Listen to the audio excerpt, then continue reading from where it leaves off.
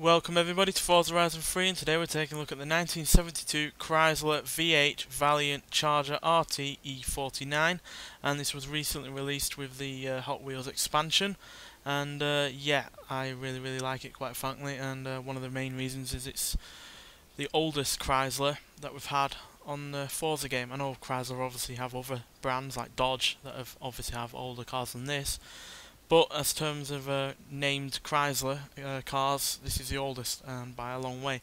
So yeah, it's also a car that was exclusively sold in Australia, which means it's got a few quirks about it. But yeah, it was produced from 1971 to 1978, with the V8 variant being the first, with the VJ, VK and CL variants following. And yeah, many versions happened throughout the years, obviously, and through the years it proved near unbeatable in the race events that it competed in. And yeah, it's a really nice car, quite frankly. It's a short wheelbase coupe, and I really quite like it. Nothing really to speak about in the interior, just radio and other basic stuff. But the big difference between this and other muscle cars from that area is the engine. As you can see, it is not a V8. What it is a 4.3 litre inline 6 engine, and it produces 302 horsepower and 325 pounds-feet of torque, which is fairly impressive from an inline 6 engine. It was 27 horsepower more powerful than the most powerful V8. So even though, yeah, it's not a typical kind of muscle car engine, it's more powerful than any V8 you could get in this car. So yeah, that alone is worth getting it. But it also is lighter up front, so it's got better handling, and it's lighter in general as well, weighing in at only 3,031 pounds, which is incredibly lightweight for a muscle car from that era. So yeah, really do like it. It's got its quirks, like I said, and yeah, quite advantageous. No real boot space though, as you can see. But yeah, that's a worthwhile price paying for a car that I think looks quite good and has a really rather unique engine for the time. So yeah, to see what this car can do, we're going to take it out there and take it out onto the circuit. So see you when we get there. Right, let's see what this Chrysler can do.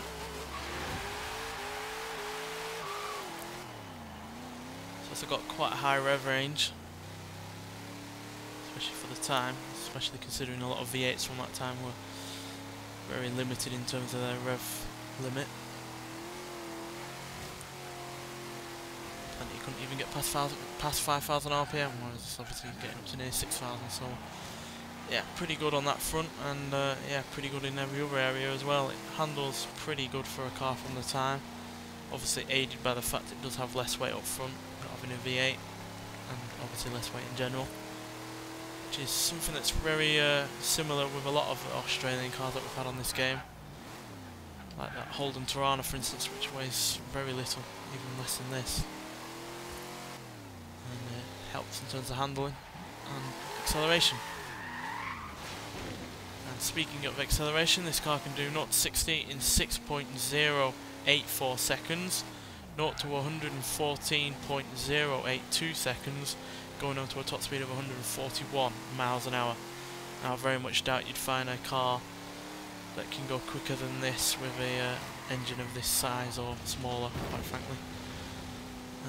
And if you could, it's probably a car that's really rather quite lightweight, which is the only reason it can go quicker, because to get 302 horsepower out of an inline 6 engine from 1972 is really rather impressive, and this was one of the main reasons why a lot of people got into a hissy fit over quick cars in Australia at the time, because this was released at the same time as the Ford Falcon XA, which had even more power with an even bigger engine and could go even faster than this, and that's why that car only had one produced, because it was even more extreme than this. So luckily this car lived on, obviously, because it went on for 7 years, which is obviously a great thing, because I really do like this car, and it's easily one of the more unique cars we've had on this game. And yeah, it's certainly not a car that I knew of before it was released in this game with the Hot Wheels expansion, but I'm glad I do know about it now, and yeah, it does make me want to see more Australian cars, and I know we've had plenty on this game ever since Forza Motorsport 6, quite frankly. We've had plenty of Australian cars, but there's clearly plenty more out there for us to find and try out, and yeah, hopefully they'll keep expanding that to some point, or maybe even more so with the next Forza game, because cars like this for me are a real treat, because I don't know much about Australian car culture, and yeah, it's been a learning curve for me, and I've enjoyed every single one of them, quite frankly. And this is easily one of my favourites from the lot. So yeah, great car and a great addition to the game from the Hot Wheels car expansion, and well, you know, expansion in general with more cars than this. So yeah, cracking car, and yeah, hopefully it means that we'll get more old Chryslers, quite frankly. Anyway, thanks for watching, and I'll see you in the next one. Bye.